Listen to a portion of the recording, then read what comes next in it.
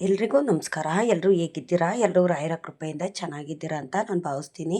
ರಾಯರು ನಿಮ್ಮೆಲ್ರಿಗೂ ಸುಖ, ಶಾಂತಿ, ನೆಮ್ಮದಿ, ಆಯುಸ್ಸು, ಆರೋಗ್ಯ, ಭಾಗ್ಯ ಕೊಟ್ಟು ಕಾಪಾಡಲಿ ಅಂತ ನಾನು ಕೇಳ್ಕೊತೀನಿ. ಇವತ್ತು ಏಕಾದಶಿ, ಕಾಮಿಕ ಏಕಾದಶಿ. ರಾಯರ ಪೂಜೆ ಮಾಡಿದ್ದೀರಾ ಅಂತ ನಾನು ಅಂದ್ಕೊಂಡಿದ್ದೀನಿ. ಇವತ್ತು ನಾನು ರಾಯರ ಪೂಜೆ ಮಾಡಿಲ್ಲ. ಏಕೆ ಅಂತಂದರೆ ಏನೋ ಒಂಥರ ಮನಸ್ಸಿಗೆ ಸಮಾಧಾನ ಇಲ್ಲ.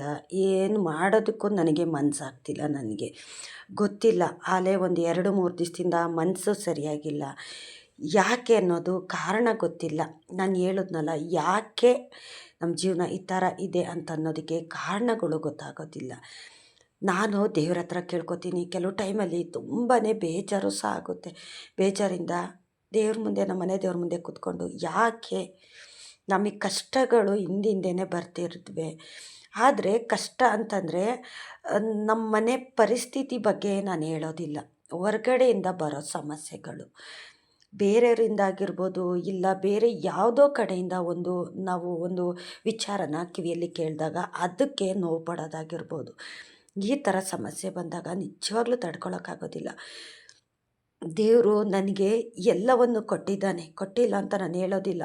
ಆದರೆ ಎಲ್ಲವೂ ಇದ್ದು ಮಾತ್ರಕ್ಕೆ ಮನಸ್ಸಿಗೆ ನೆಮ್ಮದಿ ಇರಬೇಕು, ಸಮಾಧಾನ ಇರಬೇಕು. ಆವಾಗಲೇ ಏನು ಮಾಡೋದಕ್ಕೂ ಮನಸ್ಸಾಗೋದು. ಗೊತ್ತಿಲ್ಲ, 2 ದಿವಸದಿಂದ ಮನಸ್ಸು ಸರಿಯಾಗಿಲ್ಲ. ಏನು ಮಾಡಬೇಕು ಅಂತಲೂ ಅನ್ನಿಸ್ತಿಲ್ಲ. ನಾನು ರಾಯರ ಹತ್ರ ಕೇಳ್ಕೊಳ್ಳೋದೇ ಇಷ್ಟು. ನಾನು ಪ್ರತಿದಿನ ಬೆಳಗ್ಗೆ ಎದ್ದ ತಕ್ಷಣ ನಾನು ಒಂದು 1/4 ಗಂಟೆ ನಾನು ಪ್ರಾರ್ಥನೆ ಮಾಡೋವಂಥದ್ದು. ನನ್ನ ಮನಸ್ಸಿಗೆ ಸಮಾಧಾನ ಕೊಡು, ಯಾವುದೇ ಒಂದು ಚಿಂತೆನೂ ನನ್ನ ಕಾಡದೇ ಇರೋ ಥರ ನೀನು ನೋಡ್ಕೋ ಭಗವಂತ. ನಾನು ಒಪ್ಪತ್ತು ಉಣ್ತೀನೋ ಇಲ್ಲ ಒಪ್ಪತ್ತು ಹಸ್ಕೊಂಡಿರ್ತೀನೋ, ಅದ್ಯಾವುದು ನನಗೆ ಬರೋದಿಲ್ಲ, ಮುಂದೆ ಬರೋದಿಲ್ಲ. ಅದ್ಯಾವುದು ಅಷ್ಟೇ ನನಗೆ ಕಷ್ಟ ಅಂತ ಅನಿಸೋದಿಲ್ಲ. ಆದರೆ ಮನಸ್ಸಿಗೆ ಸಮಾಧಾನ ಕೊಡು, ಧೈರ್ಯ ಕೊಡು. ನನಗೆ ಏನೇ ಕಷ್ಟ ಬಂದರೂ ಎದುರಿಸೋ ಅಂಥ ಧೈರ್ಯ ಕೊಡು. ನೀನು ನನ್ನ ಜೊತೇಲಿರು ಅಂತ ನಾನು ದೇವತೆಗಳ ಹತ್ರ ನಾನು ಒಂದು 1/4 ಗಂಟೆ, ಅರ್ಧ ಗಂಟೆ ಕೂತ್ಕೊಂಡು ನಾನು ಪ್ರಾರ್ಥನೆ ಮಾಡೋವಂಥದ್ದು. ಏಕೆ ಅಂತಂದರೆ ನಾನು ದೇವ್ರ ಪೂಜೆ ಮಾಡ್ತೀನಿ ಅಂತಂದರೆ ಸಾಕಷ್ಟು ಜನ ಕೇಳ್ತಾರೆ, ಯಾಕೆ ನೀವು ಇವಾಗ ಕೆಲಸಕ್ಕೂ ಹೋಗ್ತಾಯಿಲ್ಲ, ಯಾಕೆ ಇಷ್ಟು ಬೇಗ ಎದ್ದು ನೀವು ಪೂಜೆ ಎಲ್ಲ ಮಾಡ್ತೀರಾ, ಮನೆ ತಲೆ ಇರ್ತೀರಲ್ಲ, ನಿಧಾನಕ್ಕೆ ಮಾಡ್ಬೋದಲ್ವ ಅಂತ. ಇಲ್ಲ, ನನಗೆ ಅದು ಒಂಥರ ಪೂಜೆ ಮಾಡಿದ್ರೇ ಮನ್ಸಿಗೆ ಸಮಾಧಾನ ಆಗೋದು. ಬರೀ ಪೂಜೆ ಮಾಡಿದ್ರಷ್ಟೇ ನನ್ನ ಮನ್ಸಿಗೆ ಸಮಾಧಾನ ಆಗುತ್ತೆ ಅಂತಲ್ಲ. ನಾನು ಏನಕ್ಕೆ ನಾನು ಒಂದು ಆಸೆ ಪಡ್ತಿದ್ದೀನೋ, ಏನೊಂದು ನನ್ನ ಬೇಡಿಕೆ ಇಟ್ಟಿದ್ದೀನೋ ಅದನ್ನು ನನ್ನ ತಂದೆಗೆ ಈಡೇರಿಸ್ಕೊಡ್ಬೇಕು. ನಾನು ಏನೇನು ನನ್ನ ರಾಯರ ಹತ್ರ ಆಗಲಿ, ನನ್ನ ಮನೆ ದೇವ್ರ ಹತ್ರ ಆಗಲಿ ನಾನು ಕೇಳೋದಿಲ್ಲ. ಆದರೆ ನನ್ನ ಮನಸ್ಸಿಗೆ ಸಮಾಧಾನ ಬೇಕು, ನನ್ನ ಮನೆಯಲ್ಲಿ ನೆಮ್ಮದಿ ಇರಬೇಕು, ನೆಮ್ಮದಿ ವಾತಾವರಣ ಇರಬೇಕು. ಹೊರಗಡೆಯಿಂದ ಯಾವುದೇ ಒಂದು ಸಮಸ್ಯೆಗಳು ಅನ್ನೋದು ಬರಬಾರ್ದು. ನಮ್ಮಿಂದನೂ ಯಾರಿಗೂ ತೊಂದರೆ ಆಗಬಾರ್ದು, ಬೇರೆಯವರಿಂದನೂ ತೊಂದರೆ ಆಗಬಾರ್ದು ಅಂತ. ಆದರೆ ಕೆಲವು ವಿಷಯಗಳು ಅನ್ನೋದು ನಮ್ಮನ್ನು ಕಾಡ್ತಾ ಇರುತ್ತೆ. ಗೊತ್ತಿಲ್ಲ, ಅದು ಯಾವಾಗೋ ಏನೋ ನಡೆದಿರುತ್ತೆ. ಅದು ನಮ್ಮ ಟೈಮ್ ಕೆಡ್ತಾದಾಗ ಅದೆಲ್ಲ ಬಂದು ನಮಗೆ ಅಡ್ಕಾಯಿಸ್ಕೊಳ್ಳೋ ಅಂಥದ್ದು. ಇವಾಗ ನಾನು ಏನೋ ಮಾಡಿದ್ದೀನಿ ಅಂದರೆ ಅದಕ್ಕೆ ಹಿಂದೆನೇ ಉತ್ತರ ಕೊಡೋದಿಲ್ಲ ಭಗವಂತ. ಸ್ವಲ್ಪ ದಿವಸ ನಮ್ಮ ಟೈಮು ಕೆಡೋ ತನಕನೂ ಕಾಯ್ತಿರ್ತಾರೆ. ನಮ್ಮ ಟೈಮ್ ಕೆಟ್ಟಾಗಲೇ ನಮಗೆ ಗ್ರಹಚಾರ ಅನ್ನೋದು ಕಾಡೋವಂಥದ್ದು. ನನಗೆ ಗೊತ್ತಿಲ್ಲ, ನಾನು ದೇವ್ರ ಹತ್ರ ಕೇಳೋದೇ ಎಷ್ಟು. ನನಗೆ ದೇವ್ರ ಮುಂದೆ ಕೂತ್ಕೊಂಡು ಈ ಥರ ಕೇಳಬೇಕಾದ್ರೆ ನನ್ನ ಕಣ್ಣಲ್ಲಿ ನೀರು ಬರುತ್ತೆ. ನನ್ನ ಮಾತು ಬಾಯಿಂದ ಹೊರಗಡೆ ಬರೋದಿಲ್ಲ. ನನ್ನ ಕಣ್ಣೀರ ಮುಖಾಂತರನೇ ದೇವ್ರುಗಳ ಹತ್ರ ಹೇಳ್ಕೊಳ್ಳೋಂಥದ್ದು. ಯಾಕೆ ಯಾಕೆ ಯಾಕೆ ಈ ಯಾಕೆ ಅನ್ನೋದಕ್ಕೆ ನನಗೆ ಇವತ್ತಿಗೂ ಪ್ರಶ್ನೆಗೆ ಉತ್ತರ ಸಿಕ್ಕಿಲ್ಲ. ಕೆಟ್ಟವ್ರಿಗೆಲ್ಲರಿಗೂ ನೀವು ಅನುಗ್ರಹ ಮಾಡ್ತಾ ಇದ್ದೀರಾ, ಅವ್ರ ಜೀವನ ತುಂಬ ಚೆನ್ನಾಗಿದೆ.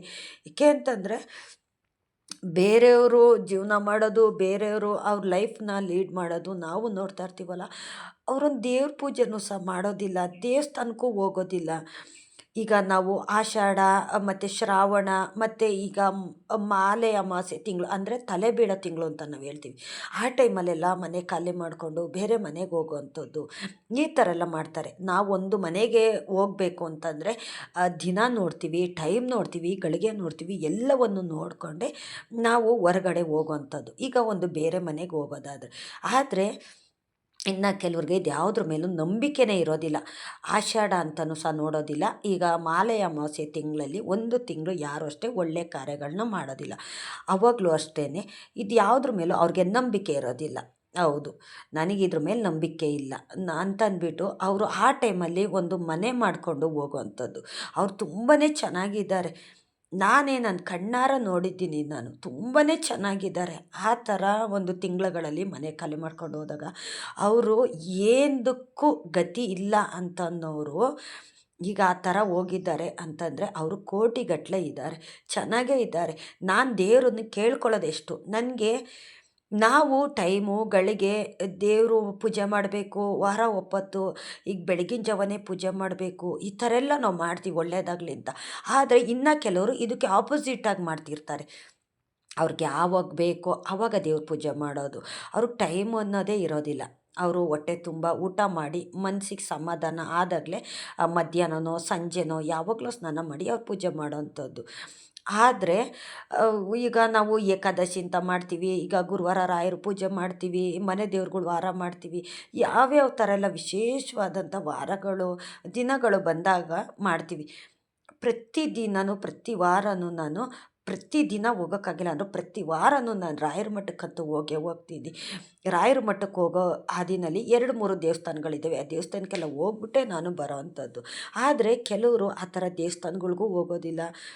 ನಾವು ದೇವಸ್ಥಾನಗಳ್ಗೆ ಹೋಗ್ತೀವಲ್ಲ, ದೇವರೇ ಒಳ್ಳೇದು ಮಾಡಲಿ ಅಂತ ಕೇಳ್ತೀವಲ್ಲ, ಆದರೆ ಅವ್ರು ಏನು ಮಾಡ್ತಾರೆ ಗೊತ್ತಾ, ಸಂಜೆ ಆಗ್ತಿದ್ದಂಗೆ ಒಳ್ಳೊಳ್ಳೆ ರೆಸಾರ್ಟು ಹೋಟ್ಲುಗಳಿಗೆ ಹೋಗಿ ಅವರು ಊಟ ಮಾಡೋ ಅಂಥದ್ದು, ಅವ್ರಿಗೇನು ಬೇಕೋ ಅದನ್ನು ತಿನ್ನೋ ಅಂಥದ್ದು, ಎಂಜಾಯ್ ಮಾಡೋ ಅಂಥದ್ದು, ಈ ಥರ ಅವರು ರೂಢಿ ಅನ್ನೋದನ್ನು ಮಾಡ್ಕೊಂಡಿರ್ತಾರೆ.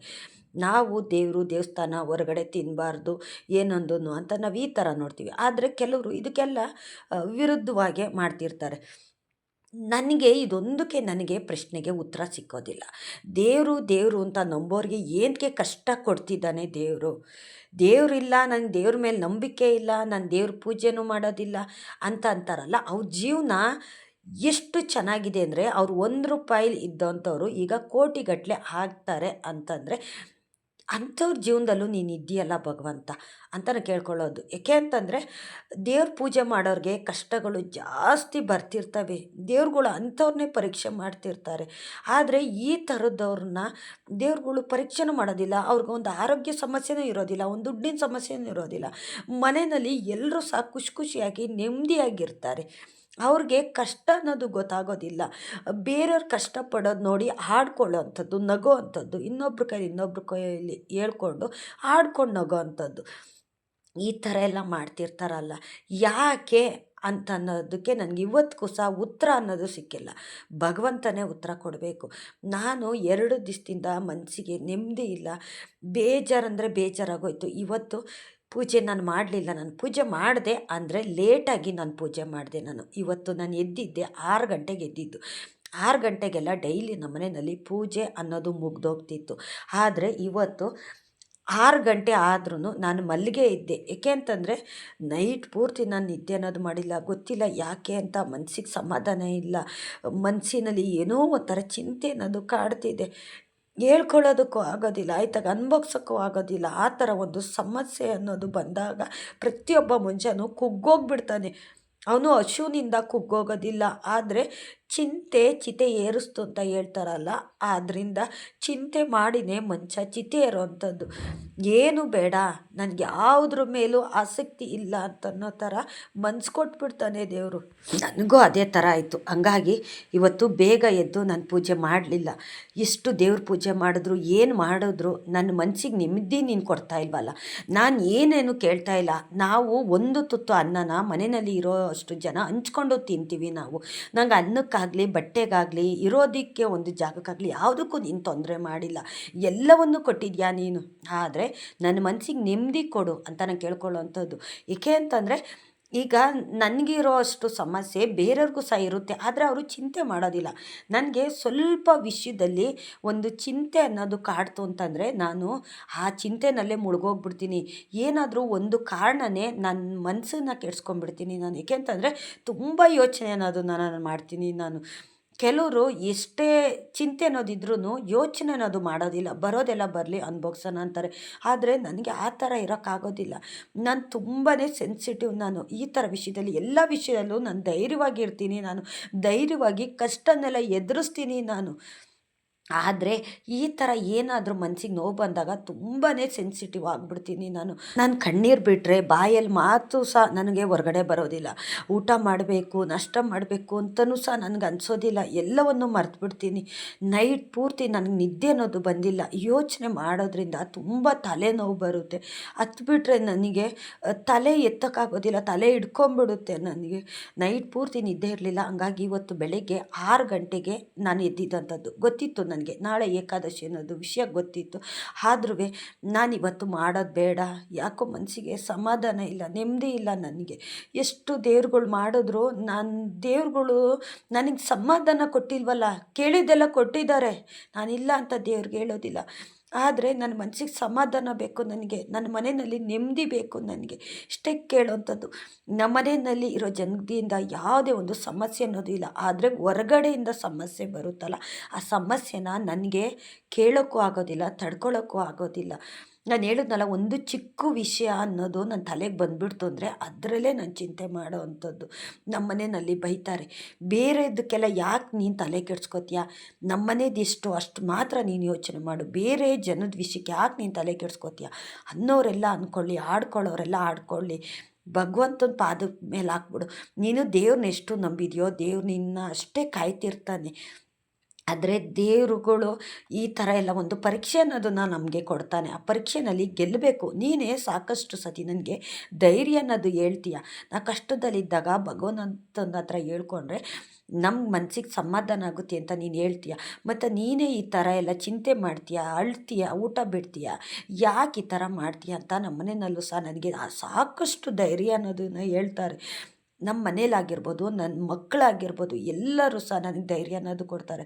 ಆದರೆ ಏನೋ ಒಂದು ವಿಷಯ ಮನಸ್ಸಿನಲ್ಲೇ ಕಾಡ್ತಿದೆ ಅಂತಂದರೆ ನನಗೆ ತಡ್ಕೊಳಕ್ಕಾಗೋದಿಲ್ಲ. ಏನು ಮಾಡಬೇಕು ಅಂತಲೂ ಕೈಕಾಲು ಓಡೋದಿಲ್ಲ. ಒಂಥರ ಬ್ಲ್ಯಾಂಕ್ ಆಗಿಬಿಡ್ತೀನಿ. ನನಗೆ ಕೆಲ್ಸಕ್ಕೆ ಬೇರೆ ಹೋಗ್ತಿಲ್ವಲ್ಲ, ಹಂಗಾಗಿ ಚಿಂತೆ ಅನ್ನೋದು ನನಗೆ ಕಾಡ್ತಿದೆ ನನಗೆ. ಎಷ್ಟೇ ಸಮಸ್ಯೆ ಬರಲಿ, ನಾನು ಕೆಲ್ಸಕ್ಕೆ ಹೋಗ್ಬಿಟ್ರೆ ನಾನು ಅಲ್ಲಿ ಜನದ ಮುಖ ನೋಡಿಕೊಂಡು ಕೆಲ್ಸದ ಮೇಲೆ ನಾನು ಜ್ಞಾನ ಕೊಟ್ಕೊಂಡು ಎಲ್ಲ ಚಿಂತೆನೂ ಮರೆತುಬಿಡ್ತೀನಿ. ಆದರೆ ಈ ಕೆಲ್ಸಕ್ಕೆ ಬೇರೆ ಹೋಗ್ತಿಲ್ವಾ, ಎಷ್ಟೊತ್ತು ಮನೆ ಕೆಲಸ ಮಾಡೋಕ್ಕಾಗುತ್ತೆ? ಒಳಗೋಗೋದು, ಹೊರಗಡೆ ಬರೋದು, ಬರೀ ಮನೆಯಲ್ಲೇ ಒಬ್ಬಳೇ ಇರ್ತೀನಲ್ಲ, ಅವಾಗ ಚಿಂತೆ ಅನ್ನೋದು ನನ್ನ ಕಾಡ್ತಿರುತ್ತೆ. ನಾನು ಯಾವಾಗಲೂ ಅಷ್ಟೇ ದೇವ್ರ ಮುಂದೆ ಬಿಟ್ಟು ಬೇರೆ ಎಲ್ಲೂ ಸಹ ಕೂತ್ಕೊಳ್ಳಲ್ಲ. ದೇವ್ರ ಮನೆ ಮುಂದೆನೇ ನಾನು ಕೂತ್ಕೊಳ್ಳೋ ಅಂಥದ್ದು. ನೀನು ಏನಕ್ಕೆ ನನಗೆ ಈ ಥರ ಒಂದು ಸ್ಥಿತಿ ಕೊಟ್ಟಿದ್ಯಾ? ಚಿಂತೆ ಏತು ಕೊಟ್ಟಿದ್ಯಾ? ನನ್ನ ಚಿಂತೆನ ನನ್ನಿಂದ ದೂರ ಮಾಡು. ನೀನು ಏನು ಕೊಟ್ಟಿಲ್ಲ ಅಂದರೂ ನನಗೆ ಪರವಾಗಿಲ್ಲ, ಆದರೆ ಚಿಂತೆ ಮಾತ್ರ ಕೊಡಬೇಡ. ಬೇರೆ ಕಡೆಯಿಂದ ನನಗೆ ನೋವು ಕೊಡಬೇಡ ಅಂತ ನಾನು ಎಷ್ಟನೇ ದೇವ್ರ ಹತ್ರ ಕೇಳ್ಕೊಳ್ಳೋ ಅಂಥದ್ದು. ನೀನು ಕಷ್ಟ ಕೊಡೋದಾದರೆ ನನ್ನೊಬ್ಳು ಕೊಡು. ನಮ್ಮ ಮನೇಲಿರೋ ಜನಗಳಿಗೆ ಯಾರಿಗೂ ಅಷ್ಟೇ ಕಷ್ಟ ಅನ್ನೋದು ನೀನು ಕೊಡಬೇಡ ಭಗವಂತ. ಏಕೆಂತಂದರೆ ನಾನು ನಿನ್ನನ್ನು ನಂಬಿದ್ದೀನಿ. ನೀನು ಏನೇ ಕಷ್ಟ ಕೊಟ್ಟರು, ಏನೇ ನನಗೆ ಚಿಂತೆ ಅನ್ನೋದು ಕೊಟ್ಟರು, ನಾನು ಎಲ್ಲವನ್ನು ನಿನ್ನ ಪಾದಕ್ಕೆ ಹಾಕ್ತೀನಿ ನಾನು. ಆದರೆ ನನ್ನ ಮನೆಯಲ್ಲಿ ಎಷ್ಟು ಜನ ಇದ್ದಾರೋ ಅಷ್ಟು ಒಂದು ಕೈಯಾಗಿ ನಾವಿದ್ದೀವಿ. ಈಗ ಒಂದು ಕೈಯಲ್ಲಿ 5 ಬೆರಳುಗಳಿದ್ದಾವೆ ಅಂತಂದರೆ ನಾವು ಮುಷ್ಟಿ ಕಟ್ಟಿದಾಗ ಎಲ್ಲವೂ ಒಗ್ಗಟ್ಟಾಗ್ತೀವಿ ನಾವು. ಆ ಒಗ್ಗಟ್ಟನ್ನು ನೀನು ಹೊಡಿಬೇಡ ನೀನು. ನಮ್ಮ ಜೊತೆಯಲ್ಲೇ ನೀನಿರು. ಎಲ್ರಿಗೂ ಕೊಡೋ ಕಷ್ಟನೂ ನಾನೊಬ್ಬಳಿಗೆ ಕೊಡು, ನಾನು ಅನುಭವಿಸ್ತೀನಿ. ಏಕೆಂದರೆ ನಾನು ಚಿಕ್ಕಂದಿಂದನೂ ಕಷ್ಟ ಅನ್ನೋದು ನಾನು ಹರಿದು ಕುಡ್ದು ಬಿಟ್ಟಿದ್ದೀನಿ. ಕಷ್ಟ ಅನ್ನೋದು ನಾನು ಅನುಭವಿಸಿದ್ದೀನಿ ನಾನು. ಚಿಂತೆ ಕೊಡ್ತೀಯಾ, ನಾನೊಬ್ಬಳಿಗೆ ಕೊಡು. ಕಷ್ಟ ಕೊಡ್ತೀಯಾ, ನಾನೊಬ್ಬಳಿಗೆ ಕೊಡು. ನನ್ನ ಮಕ್ಕಳು, ನನ್ನ ಗಂಡನಿಗೆ ಯಾರಿಗೂ ಅಷ್ಟೇ ಒಂದು ಚಿಂತೆ ಕಷ್ಟ ಅನ್ನೋದು ನೀನು ಕೊಡಬೇಡ ಭಗವಂತ. ಏಕೆ ಅಂತಂದರೆ ನಾನು ಕಷ್ಟನ ಸಹಿಸ್ಕೋತೀನಿ, ತಡ್ಕೋತೀನಿ. ಎಲ್ಲರೂ ಕಷ್ಟನ ಸಹಿಸ್ಕೊಳ್ಳೋದಿಲ್ಲ, ತಡ್ಕೊಳಕ್ಕಾಗೋದಿಲ್ಲ. ಕೆಲವರು ಕಷ್ಟನೂ ಅನುಭವ್ಸೋಕ್ಕಾಗೋದಿಲ್ಲ. ಆದರೆ ನೀನು ಏನೇ ಕಷ್ಟ ಕೊಟ್ಟರು ನಾನೊಬ್ಬಳಿಗೆ ಕೊಡು ಅಂತ ನಾನು ದೇವ್ರ ಹತ್ರ ಕೇಳ್ಕೊಳ್ಳೋವಂಥದ್ದು. 4 ಗೋಡೆ ಮಧ್ಯೆಯೇ ನಾನು ಕೂತ್ಬಿಟ್ಟು ನನಗೆಷ್ಟು ಅಳಬೇಕು ಅಷ್ಟನ್ನು ರಾಯರ ಹತ್ರ ಹೇಳ್ಕೊಂಡು ನಾನು ಅಳ್ತೀನಿ ನಾನು. ನನ್ನ ಮನೆ ದೇವ್ರ ಹತ್ರ, ರಾಯರ ಹತ್ರ. ಆದರೆ ನಾನು ಯಾವ ಜನದ ಕೈಲೂ ಅಷ್ಟೇ ನಾನು ಏನೊಂದು ಹೇಳ್ಕೊಳ್ಳೋದಿಲ್ಲ. ಏಕೆ ಅಂತಂದರೆ ನಾವು ಚಿಂತೆ ಮಾಡೋದೇ ಸಾಕು. ನಮ್ಮಿಂದ ಬೇರೆಯವರು ಚಿಂತೆ ಮಾಡೋದು ಬೇಡ. ಏನೇ ಚಿಂತೆ ಇದ್ದರೂ ನಾನೊಬ್ಬಳೇ ಮಾಡಬೇಕು, ನಾನೊಬ್ಬಳೇ ಅನುಭವಿಸ್ಬೇಕು. ನೈಟ್ ಪೂರ್ತಿ ನಾನು ನಿದ್ದೆ ಮಾಡ್ದಿರ ಒಬ್ಬಳೇ ಒಂಟಿಯಾಗಿ ದೇವ್ರ ಮನೆ ಮುಂದೆ ಕೂತ್ಕೊಂಡು ನಾನು ಮಾತಾಡೋಕ್ಕೆ ಹೋಗೋದಿಲ್ಲ. ಕಣ್ಣೀರು ಮುಖಾಂತರ ದೇವ್ರಿಗೆಲ್ಲನೂ ಸಹ ಅರ್ಪಿಸ್ತಿರ್ತೀನಿ. 1 ದಿವಸ 2 ದಿವಸ ನನಗೆ ಚಿಂತೆ ಅನ್ನೋದು ಕಾಡ್ತಿದೆ. ಆದರೆ ಎಲ್ಲ ಟೈಮಲ್ಲೂ ಚಿಂತೆ ಅನ್ನೋದು ನಮ್ಮ ಜೊತೆಲಿರೋದಿಲ್ಲ. ಸುಮಾರು ಜನ ನನಗೆ ನಿಮ್ಮ ಕಷ್ಟದೆಲ್ಲ ಹೇಳ್ಕೊತೀರಾ? ಹೌದು, ಕಷ್ಟ ಅನ್ನೋದು ಯಾರನ್ನೂ ಬಿಟ್ಟಿದ್ದಲ್ಲ. ಜಾಸ್ತಿ ದೇವ್ರನ್ನ ನಂಬ್ತಾರಲ್ಲ ಅವ್ರನ್ನೇ ಪರೀಕ್ಷೆ ಮಾಡೋ ಅಂಥದ್ದು ದೇವ್ರುಗಳು. ನಾನು ಎಲ್ಲರನ್ನೂ ಅಬ್ಸರ್ವ್ ಮಾಡ್ತೀನಿ, ಎಲ್ಲರ ಜೀವನನೂ ಸಹ ನಾನು ಅಬ್ಸರ್ವ್ ಮಾಡ್ತೀನಿ. ದೇವ್ರ ಪೂಜೆ ಮಾಡೋರಿಗೆ, ದೇವ್ರು ನಂಬೋರಿಗೆ ಯಾಕೆ ಕಷ್ಟ ಬರ್ತಿದೆ? ದೇವ್ರು ನಂಬೋದಿಲ್ಲ, ದೇವ್ರಿಗೆ 2 ಊದ್ಗಡ್ಡಿನೂ ಸಾಚೋದಿಲ್ಲ, ದೇವ್ರ ಮೇಲೆ ನಂಬಿಕೆನೇ ಇರೋದಿಲ್ಲ. ಅಂಥವ್ರ ಹತ್ರನೂ ಸಹ ಕಷ್ಟ ಅನ್ನೋದು ಹೋಗೋದಿಲ್ಲ. ಯಾಕೆಂತಂದರೆ ದೇವ್ರುಗಳು ಇರೋ ಜಾಗಕ್ಕೆ ಅಂತೆ ಕಷ್ಟಗಳು ಬರೋ ಅಂಥದ್ದು. ದೇವ್ರುಗಳು ಇಲ್ಲ ಅನ್ನೋ ಜಾಗದಲ್ಲಿ ಕಷ್ಟಗಳು ಇರೋದಿಲ್ವಂತೆ. ನಾನು ಯಾಕೆ ಅನ್ನೋ ಪ್ರಶ್ನೆಗೆ ಉತ್ತರ ಇಲ್ಲ ಅಂತ ಯಾರನ್ನಾದ್ರೂ ತಿಳಿದವ್ರನ್ನ ನಾನು ಕೇಳಿದಾಗ ಅವರು ಹೇಳೋ ಅಂಥದ್ದು. ದೇವ್ರುಗಳು ಎಲ್ಲಿ ಇರ್ತಾರೋ ಅಲ್ಲೇ ಕಷ್ಟ ಬರೋವಂಥದ್ದು. ಜಾಸ್ತಿ ಯಾರು ದೇವ್ರನ್ನ ನಂಬ್ತಾರೋ ಅಲ್ಲೇ ಕಷ್ಟ ಬರೋವಂಥದ್ದು. ದೇವರು ನಂಬದೇ ಇರೋರಿಗೆ ಮತ್ತು ದೇವ್ರಿಗೆ 2 ಊದ್ಗಡ್ಡಿನೂ ಹಚ್ಚದೇ ಇರೋರಿಗೆ, ದೇವರೇ ಇಲ್ಲ ಅಂತ ಅನ್ನೋರಿಗೆ ಕಷ್ಟಗಳು ಬರೋದಿಲ್ಲ. ಯಾಕೆಂತಂದರೆ ದೇವ್ರುಗಳು ಅವ್ರ ಜೊತೆ ಇರೋದಿಲ್ವಲ್ಲ, ಹಂಗಾಗಿ ಕಷ್ಟಗಳು ಅಂಥವ್ರ ಜೊತೆ ಇರೋದಿಲ್ಲ. ಆದರೆ ಅವ್ರಿಗೂ ಅಷ್ಟೇ ಒಂದಲ್ಲ ಒಂದು ದಿನ ಕರ್ಮ ಅನ್ನೋದು ಕಾಡದೆ ಬಿಡೋದಿಲ್ಲ. ಈ ಜನ್ಮದಲ್ಲಷ್ಟೇ ಅವರು ಸುಖ ಅನ್ನೋದು ಪಡ್ತಾರೆ. ಆದರೆ ಮುಂದಿನ ಜನ್ಮ ಅಂತ ಇತ್ತು ಅಂತಂದರೆ, ಭೂಮಿ ಮೇಲೆ ಅವ್ರು ಜೀವಂತವಾಗಿ ಇತ್ತು ಅಂತಂದರೆ ಈ ಜನ್ಮದಲ್ಲಿ ಅವರು ಕಷ್ಟ ಅನ್ನೋದು ಅನುಭವಿಸ್ತಾರೆ. ಏಕೆಂತಂದರೆ ಇವಾಗೇನು ಅವ್ರು ಮಾಡಿದಾರೋ ಅದಕ್ಕೆ ಪಾಪ ಫಲ ಅನ್ನೋದು ಅವ್ರು ಅನುಭವಿಸ್ಲೇಬೇಕು. ದೇವ್ರು ಕೊಟ್ಟೇ ಕೊಡ್ತಾರೆ. ಆದರೆ ನೀವು ದೇವ್ರು ನಂಬಿದ್ದೀರಾ, ನಿಮ್ಮ ಕಷ್ಟ ಎಷ್ಟೇ ಇದ್ರೂ ಜಾಸ್ತಿ ಸಹ ನಿಮ್ಮ ಕಷ್ಟ ಇರೋದಿಲ್ಲ ಅಂತ ನನಗೆ ತಿಳಿದವರು ಹೇಳೋ ಅಂಥದ್ದು. ಆ ಥರ ಸಮಾಧಾನದ ಮಾತು ನಾನು ಕೇಳಿದಾಗ ನನ್ನ ಮನಸ್ಸಿಗೆ ಎಲ್ಲೋ ಒಂಥರ ಸಮಾಧಾನ ಸಿಕ್ಕುತ್ತೆ ನನಗೆ. ನಾನು ಚಿಂತೆ ಮಾಡೋವಾಗ ಯಾರಾದರೂ ಒಬ್ಬರು ಸಮಾಧಾನ ಹೇಳಿದ್ರೆ ನನಗೆ ಒಂಥರ ಆನೆ ಬಲ ಬಂದಂಗಾಗುತ್ತೆ ನನಗೆ. ನನ್ನೊಬ್ಬಳಿಗೆ ಈ ಸಮಸ್ಯೆ ಇರೋದಿಲ್ಲ. ಸಾಕಷ್ಟು ಜನ ಹೆಣ್ಮಕ್ಳು ಈ ಥರ ಸಮಸ್ಯೆನ ಎದುರಿಸ್ತಿರ್ತಾರೆ. ಆದರೆ ಅವ್ರಿಗೆಲ್ಲ ಧೈರ್ಯ ಕೊಡಲಿ, ಅವ್ರ ಕಷ್ಟನೆಲ್ಲ ಆದಷ್ಟು ಬೇಗ ದೂರ ಮಾಡಲಿ ಅಂತ ನಾನು ಭಗವಂತನ ಹತ್ರ ಕೇಳ್ಕೊಳ್ಳೋದೆಷ್ಟು. ನಾನು ಕಷ್ಟಪಡುವಾಗ ನಾನು ಕೇಳ್ಕೊಂಡ್ರೆ ನನ್ನ ಶತ್ರುಗಳಿಗೂ ಈ ಥರ ಕಷ್ಟ ನೀನು ಕೊಡಬೇಡ. ಏಕೆ ಅಂತಂದರೆ ನಮಗೆ ಈ ಕಷ್ಟ ಅನುಭವ್ಸೋಕ್ಕಾಗಲ್ಲ. ನಮ್ಮ ಶತ್ರುಗಳ್ಗಂತೂ ಕೊಡಬೇಡ ಅಂತಲೇ ನಾನು ಕೇಳ್ಕೊಳ್ಳೋ ಅಂಥದ್ದು. ಆದರೆ ನಮ್ಮ ಒಳ್ಳೆತನ ಏನಿದೆ, ನಾವು ದೇವ್ರ ಹತ್ರ ಏನು ಬೇಡ್ತೀವಿ ಅದೆಲ್ಲ ಒಂದು ಕೌಂಟ್ ಆಗ್ತಿರುತ್ತೆ. ನಾವು ಮಾಡೋ ಪ್ರತಿಯೊಂದು ಕೆಲಸ ಆಗಿರ್ಬೋದು, ದೇವ್ರ ಪೂಜೆ ಆಗಿರ್ಬೋದು, ನಮ್ಮ ಮನಸ್ಸಿನಲ್ಲಿ ಏನೇ ಒಂದು ನೋವಾಗಿರ್ಬೋದು, ಇಲ್ಲಿ ಬೇರೆಯವ್ರು ಕೆಟ್ಟದ್ದು ಮಾಡೋದಾಗಿರ್ಬೋದು, ಏನೇ ನಮ್ಮ ಜೀವನದಲ್ಲಿ ನಾವು ನಡ್ಕೊಳ್ಳೋ ರೀತಿಲಾಗಿರ್ಬೋದು, ಇದೆಲ್ಲವೂ ಅಷ್ಟೇ ಒಂದು ಕೌಂಟ್ ಅನ್ನೋದು ಆಗ್ತಿರುತ್ತೆ. ನಾವು ಒಳ್ಳೇದು ಮಾಡಿದ್ರೆ ಒಳ್ಳೆಯದೇ ಆಗ್ತಿರುತ್ತೆ, ಕೆಟ್ಟದ್ದು ಮಾಡಿದ್ರೆ ಕೆಟ್ಟದ್ದೇ ಆಗ್ತಿರುತ್ತೆ. ಆದರೆ ಇವತ್ತು ನಾನು ರಾಯರ ಪೂಜೆ ಮಾಡೋಕ್ಕಾಗಿಲ್ಲ ಅಂದರೆ ಬ್ರಾಹ್ಮಿ ಮುಹೂರ್ತದಲ್ಲಿ ಪೂಜೆ ಮಾಡೋಕ್ಕಾಗಲಿಲ್ಲ. ರಾಯರ ಹತ್ರ ನಾನು ಕ್ಷಮೆ ಅನ್ನೋದನ್ನು ಸಹ ಕೇಳ್ತೀನಿ ನಾನು. ಏಕೆ ಅಂತಂದರೆ ನನ್ನ ಮನಸ್ಸಿಗೆ ಸಮಾಧಾನ ಕೊಟ್ಟರೆ ನಾನು ಸಹ ಮಾಡ್ತಿದ್ದೆ ಭಗವಂತ. ಆದರೆ ನನ್ನ ಮನಸ್ಸಿಗೆ ನೀನು ಸಮಾಧಾನ ಕೊಟ್ಟಿಲ್ಲ ನೀನು. ಹಾಗಾಗಿ ಇವತ್ತು ನಾನು ಏಕಾದಶಿ ಪೂಜೆ ಅನ್ನೋದನ್ನು ನಾನು ಬೇಗ ಮಾಡಿಲ್ಲ, ಲೇಟಾಗಿ ಮಾಡಿದ್ದೀನಿ, ಇಲ್ಲ ಅಂತಲ್ಲ. ಆದರೆ ನಾನು ಏನೇ ಒಂದು ತಪ್ಪು ಒಪ್ಪುಗಳನ್ನೆಲ್ಲ ನಿನ್ನ ಪಾದಕ್ಕೆ ಹಾಕು ಅಂತ ನಾನು ಕೇಳ್ಕೊಂಡಿದ್ದಂಥದ್ದು. ನನ್ನ ಮಾತಿಂದ ಯಾರಿಗಾದ್ರೂ ಬೇಜಾರಾಗಿದ್ದರೆ ದಯವಿಟ್ಟು ಕ್ಷಮಿಸಿ. ಇಷ್ಟೊತ್ತು ನನ್ನ ವಿಡಿಯೋ ನೋಡಿದ್ದಕ್ಕಾಗಿ ತುಂಬ ಹೃದಯದ ಧನ್ಯವಾದಗಳು. ರಾಯರು ನಿಮ್ಮೆಲ್ಲರಿಗೂ ಸುಖ, ಶಾಂತಿ, ನೆಮ್ಮದಿ, ಆಯುಸ್ಸು, ಆರೋಗ್ಯ, ಭಾಗ್ಯ ಕೊಟ್ಟು ಕಾಪಾಡಲಿ ಅಂತ ನಾನು ಕೇಳ್ಕೊತೀನಿ.